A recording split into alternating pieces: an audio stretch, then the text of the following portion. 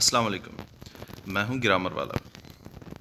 काफ़ी बच्चों के मैसेजेस आए थे और कमेंट्स भी किए थे बच्चों ने कि सर हमें आप जो है एन एम डी केट का जो इंग्लिश वाला पोर्शन है सिलेबस का वो हमें कवर करवा दें तो बेनिफिशियल होगा बच्चों के लिए, ज़ाहिर सी बात है। तो इसी बात को जो है नज़र में रखते हुए मैं ये सीरीज़ स्टार्ट कर रहा हूँ जिसमें हम एन एम डी केट का पूरा जो इंग्लिश वाला सिलेबस है वो पोर्शन पूरा कंप्लीट करेंगे।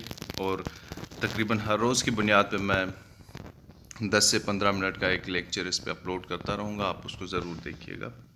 और इंशाल्लाह मैं गारंटी देता हूँ कि आपके जो है इंग्लिश के जो MCQs या कोई दूसरे सवालात आएंगे वो कभी भी गलत नहीं होंगे। ठीक है, तो इस पहले लेक्चर में हम आज बात करेंगे टेंसेस की। इसमें टेंसेस तो वैसे अगर एक ही लेक्चर बनाएं 12 टेंसेस पे तो बहुत ज़्यादा टाइम लग जाएगा और वीडियो बोरिंग बन जाती है। इसीलिए मैंने सोचा है कि हर टेंस की एक वीडियो जो है बनाते रहेंगे और वो आपको समझने में भी आसानी हो जाएगी। आज के इस वीडियो में हम प्रेजेंट टेंस या प्रेजेंट इंडेफिनिट टेंस की बात करेंगे। उसका प्रेजेंट इंडेफिनिट टेंस का पर्पज़ क्या है, ठीक है, उसके कौन से हेल्पिंग वर्ब्स होते हैं, उन हेल्पिंग वर्ब्स का पर्पज़ क्या होता है, किस लिए इस्तेमाल किया जाता है उनको, प्लस में सेंटेंस स्ट्रक्चर क्या होता है, वो भी सिर्फ प्रेजेंट इंडेफिनिट टेंस का, क्योंकि बाकी जो टेंसेस हैं हम बाद में डिस्कस कर लेंगे। और प्रॉपर यूजेज क्या होता है, प्रेजेंट टेंस को कहाँ पे यूज़ किया जाए। प्लस में आपका एक टॉपिक है सब्जेक्ट वर्ब एग्रीमेंट का। सब्जेक्ट वर्ब एग्रीमेंट को अगर हम लास्ट में एक ही वीडियो में करें तो फिर भी हमें सारे जो हमारे टेंसेस हैं उनको रिवाइज़ करना पड़ेगा। तो इसीलिए मैंने सोचा है कि आपके लिए बेहतर ये होगा कि हर टेंस के साथ सब्जेक्ट वर्ब एग्रीमेंट उसका सीखते जाएं ताकि आपको आसानी हो जाए। चलिए ये स्टार्ट करते हैं, लेकिन मैं आपसे एक गुजारिश करूंगा कि चैनल को ज़रूर सब्सक्राइब करें ताकि हर आने वाली वीडियो का आपको नोटिफिकेशन मिल सके। सबसे पहले प्रेजेंट टेंस क्या होता है। प्रेजेंट टेंस को अगर डिफ़ाइन करें हम तो प्रेजेंट टेंस जो है वो सिर्फ हमें टाइम बताता है, एज सच कोई दूसरी चीज़ नहीं बताता। ठीक है, किसी भी एक्शन का टाइम बताता है। प्रेजेंट इंडेफिनिट टेंस वो एक्शन जो हमें प्रेजेंट जो हमारा हालिया वक्त है उसके बारे में बताएं तो उसको हम प्रेजेंट टेंस कहते हैं। इसके दो हेल्पिंग वर्ब्स होते हैं, एक होता है डू, दूसरा होता है डज। ठीक है, तो अब डू को कहाँ पे इस्तेमाल करना है, डज को कहाँ पे इस्तेमाल करना है। डू को आई, वे, वी, यू, दे, दूसरा प्लूरल नाउन्स या प्रोनाउंस, इनके साथ हमेशा डू का इस्तेमाल होता है। ठीक है, ये बात अपने जहन में बिठा दें कि जहाँ पे भी I, we, you, they, plural nouns या प्रोनाउंस ये आएंगे तो हम वहाँ पे डू का इस्तेमाल करेंगे। अभी हम इसको थोड़ा डिटेल में आगे समझेंगे, पहले इन चीज़ों को थोड़ा समझ लें। उसके बाद है डज। डज का इस्तेमाल जो है वो हम ही, शी, इट और सिंगुलर नाउन या प्रोनाउन के साथ करते हैं। उमूमन लोग यहाँ पे लिखते हैं ही, शी, इट एंड अली। ठीक है, तो ही, शी, इट एंड अली का मकसद यही होता है, अली का मकसद यही है कि सिंगुलर नाउन या उसके साथ साथ कभी प्रोनाउन भी हो जाता है, जैसे ही, शी, इट, ये दोनों तीनों जो है प्रोनाउंस हैं। ठीक है, तो डू और डज का इस्तेमाल सिर्फ ये जो सब्जेक्ट्स हैं, ठीक है, इन सब्जेक्ट्स के साथ करते हैं। उसके बाद अब जो हेल्पिंग वर्ब्स होते हैं उनका पर्पज़ क्या होता है, ये किसी भी टेंस में क्या रोल प्ले करते हैं। सबसे पहली बात, जो हेल्पिंग वर्ब्स होते हैं वो दो ही रोल प्ले करते हैं किसी भी टेंस में, या उसको इंटेरोगेटिव करते हैं या उसको नेगेटिव बनाते हैं, और कुछ भी नहीं करते, इनका और कोई भी इस्तेमाल नहीं है। इंटेरोगेटिव कैसे, किसी भी जो असर्टिव सेंटेंसेस होते हैं किसी भी टेंस के, उनको इंटेरोगेटिव करने के लिए हमें डू या डज का इस्तेमाल करना पड़ता है प्रेजेंट इंडेफिनिट टेंस में। जैसे भी यहाँ पे एक एग्जांपल लिखी हुई है मैंने, do you go for jogging daily. ठीक है, अगर मैं इसको ऐसे लिख लूँ you go for jogging daily तो ये एक असर्शन है।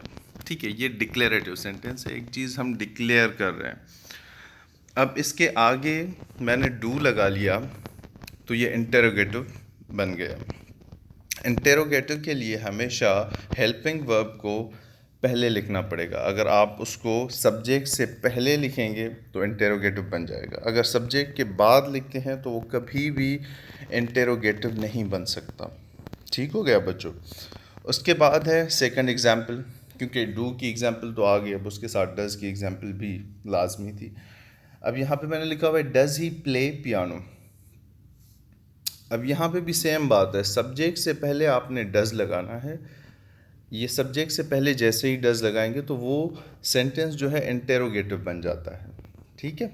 उसके बाद नेगेटिव। अब नेगेटिव बनाने के लिए, किसी भी सेंटेंस को नेगेटिव बनाने के लिए सब्जेक्ट के बाद हेल्पिंग वर्ब प्लस नॉट लगाते हैं।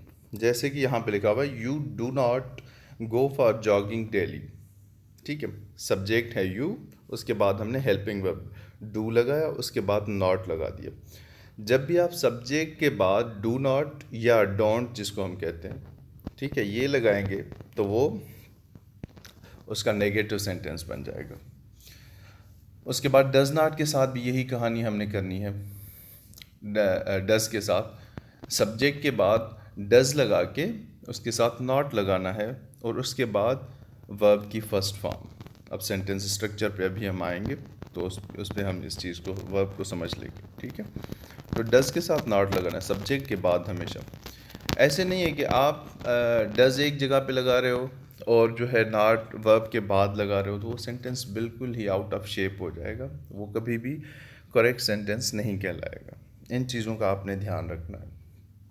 उसके बाद है sentence structure. Present indefinite tense का सेंटेंस स्ट्रक्चर क्या होना चाहिए?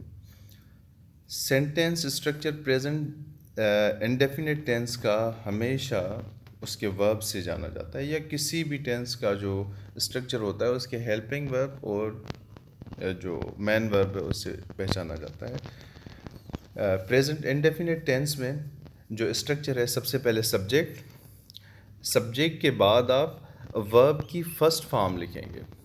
ठीक हो गया बच्चों। उसके बाद ऑब्जेक्ट। अगर आप वर्ब की फर्स्ट फॉर्म नहीं लिख रहे, सेकंड लिख रहे हैं, थर्ड लिख रहे हैं, या आईएनजी वर्ब लिख रहे हैं, तो वो गलत कहलाएगा, वो प्रेजेंट इंडेफिनिट टेंस नहीं होगा। ठीक है, जैसे यहाँ पे दो एग्जांपल्स मैंने लिखी हुई है। Ahmed works in an IT company, और दूसरा है इट रेन्स आउटसाइड। अब यहाँ पे वर्क्स जो है वो फर्स्ट फॉर्म, वर्क की फर्स्ट फॉर्म वर्क ही है, जो सेकंड फॉर्म वर्कड है। ठीक है, अगर वर्क लगाएंगे तो वो पास्ट टेंस हो जाएगा।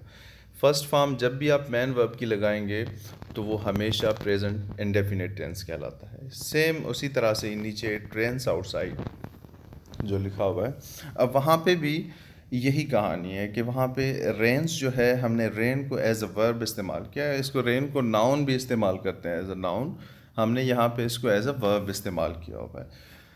तो वर्ब की यहाँ पे रेन की जो है वो भी फर्स्ट फॉर्म लगी हुई है। अगर इसकी सेकंड या थर्ड फॉर्म होती तो वो सेंटेंस प्रेजेंट इंडेफिनिट टेंस का कभी भी नहीं बनता।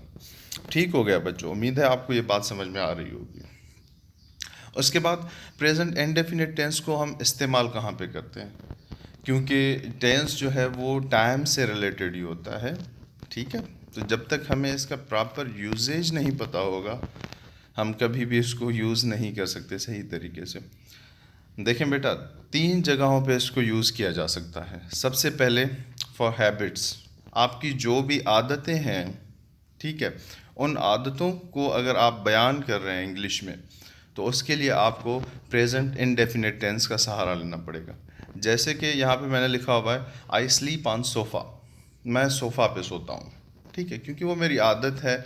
मैं बेड पे भी सो सकता हूँ, मैं चारपाई पे भी सो सकता हूँ, मैं नीचे ज़मीन पे भी सो सकता हूँ, लेकिन मेरी आदत है कि मैं सोफ़ा पे सोता हूँ। तो उस आदत को मैं जब किसी को बताऊँगा, एक्सप्रेस करूँगा, तो मैं प्रेजेंट इंडेफिनिट टेंस का सहारा लूँगा। ठीक है, उसके बाद है यूनिवर्सल ट्रुथ। दूसरे नंबर पे है यूनिवर्सल ट्रुथ। कोई भी यूनिवर्सल ट्रुथ जो कि कभी भी चेंज नहीं होगा, ठीक है, किसी के कहने से या किसी की भी वजह से चेंज हो ही नहीं सकता, वो सब के लिए सेम है। तो ऐसे हकायक के लिए हम क्या करेंगे? प्रेजेंट इंडेफिनिट टेंस का इस्तेमाल करेंगे। जैसे कि the sun rises in the east. ठीक है, अब यहाँ पे हम ये नहीं कह सकते the sun is rising in the east. वो इस वजह से क्योंकि ये यूनिवर्सल ट्रुथ है, तो यूनिवर्सल ट्रुथ के लिए हम क्या करेंगे, प्रेजेंट इंडेफिनिट टेंस का इस्तेमाल करेंगे। और उसके साथ साथ जो लास्ट चीज़ है यहाँ पे वो है डेली रूटीन्स। हमारी हर रोज़ की जो जो एक्टिविटीज़ होती हैं, जो हम डेली बेसिस पे करते हैं, तो उसके लिए भी हम प्रेजेंट इंडेफिनिट टेंस का इस्तेमाल ही करते हैं। जैसे कि मैं हर रोज़ स्कूल जाता हूँ या कॉलेज जाता हूँ या यूनिवर्सिटी, ठीक है, ही गोज़, या ये बच्चा जो है हर रोज़ स्कूल या कॉलेज जाता है, तो उसके लिए हम कहेंगे he goes to school daily.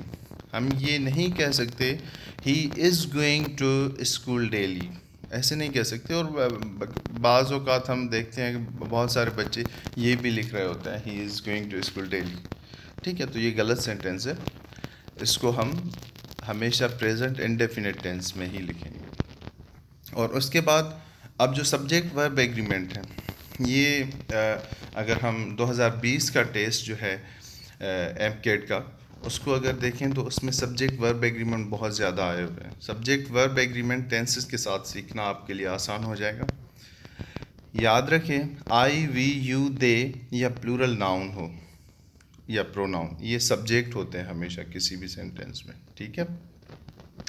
उसके साथ कोई भी एस नहीं लगेगा, कोई भी ईएस नहीं लगेगा, कोई भी आईईएस वर्ब के साथ, ठीक है, मैन वर्ब की बात कर रहा हूँ, उनके साथ एस, ईएस, आईईएस कभी भी नहीं लगेगा, ठीक है। जैसे कि मैं कहता हूँ आई गो फॉर जॉगिंग, ठीक है, we work in an IT company, जिस तरह से ऐसे सेंटेंसेस कहते हैं, तो वहाँ पे वर्ब जो है वर्क, उस वर्क के साथ हम एस या ईएस नहीं लगा सकते। अगर आप उसके साथ एस या ईएस लगाते हैं तो वो सेंटेंस गलत हो जाएगा, ठीक है। जैसे कि एक सेंटेंस आया था अभी 2020 में, the head master wants to speak to you, ठीक है। अब वहाँ पे जो सिचुएशन थी वो सेकंड वाली सिचुएशन थी, ही, शी, इट और सिंगुलर नाउन प्रोनाउन वाली। फर्स्ट वाली में एस ई एस कभी भी नहीं लगेगा, ठीक है। सेकंड वाली सिचुएशन जो है मीन्स अगर सब्जेक्ट की जगह ही, शी, इट या सिंगुलर नाउन या प्रोनाउन हो, जैसे कि 2020 में आया है the head master wants to speak to you. अब यहाँ पे जो वर्ब है वांट, उसके साथ हम ज़रूर एस लगाएंगे, ठीक है। अगर कोई दूसरा वर्ब है जिसके साथ ई एस लगता है तो हम उसके साथ ई एस लगाएंगे, या आई ई एस भी बाज़ औक़ात लगता है। जैसे ब्यूटीफाई वर्ब है तो ब्यूटीफाइज कहते हैं हम, ठीक है, आई ई एस लगाना पड़ता है। इस पे मैं एक वीडियो बनाऊंगा कि एस कहाँ पे लगता है, ई एस कहाँ पे लगता है और आई ई एस कहाँ पे लगता है। इस पे एक ज़रूर वीडियो बनाऊंगा ताकि आपका ये भी कन्फ्यूजन दूर हो जाए, ठीक ठीक हो गया बच्चों। तो इन चीज़ों का अगर आप ध्यान रखेंगे, सब्जेक्ट और वर्ब का, इन दोनों की सेटिस्फेक्शन ज़रूरी है। जब तक आप सेंटेंस में इन दोनों की सेटिस्फेक्शन नहीं ला रहे तो आपका सेंटेंस कभी भी दुरुस्त या सही नहीं कहलाएगा, ठीक हो गया बच्चों। इसके साथ साथ मैं आपको सजेस्ट करूंगा कि आप डेली के बेसिस पे अगर एक वीडियो को 15 से 20 मिनट तक टाइम दे रहे हैं और उसको देख रहे हैं, ठीक से अपने नोट्स बना रहे हैं और उसको प्रैक्टिस कर रहे हैं, तो मैं गारंटी देता हूं कि आपके इंग्लिश के जो 10% या 20% जो आपके सवालात आते हैं वो कभी भी गलत किसी भी टेस्ट में नहीं होंगे। ये सिर्फ एमकेट में नहीं, बाकी बहुत सारे एनटीएस के टेस्ट हों या दूसरे जो भी टेस्ट हैं वो आपकी कभी भी गलत नहीं होंगे, ठीक है। इसी के साथ साथ मैं आपसे इजाज़त चाहूँगा और लास्ट में एक आपको रिक्वेस्ट करूँगा कि मेरे चैनल को ज़रूर सब्सक्राइब करें ताकि आपको हर आने वाली वीडियो का नोटिफिकेशन मिल सके। शुक्रिया, अल्लाह हाफिज़।